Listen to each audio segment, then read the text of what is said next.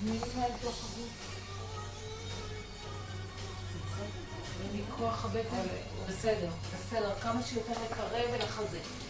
לחזרה מכוח הבטן. ופנימה.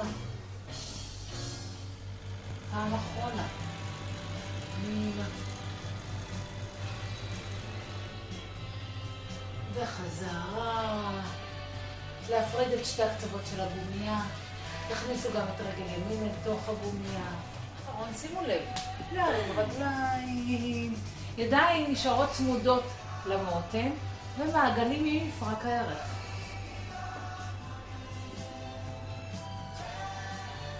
פיאטיס עוזר להשתחרר מכאבי גב, עוזר לאנשים שסובלים מאוסטופורוזיס, מפיברומיאלגיה, משחרר את השרירים, מעריך אותם, מאפשר לגוף להתאמן אבל בצורה רכה יותר, מכתב, מעצב. כן.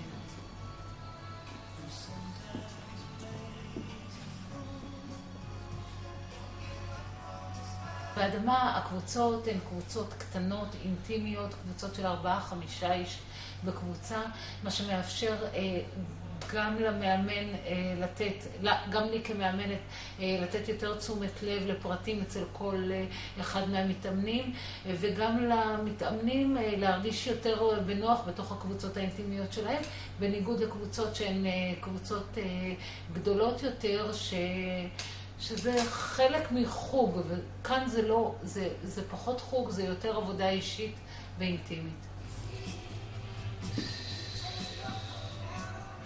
חזרה כתפיים נמוכות.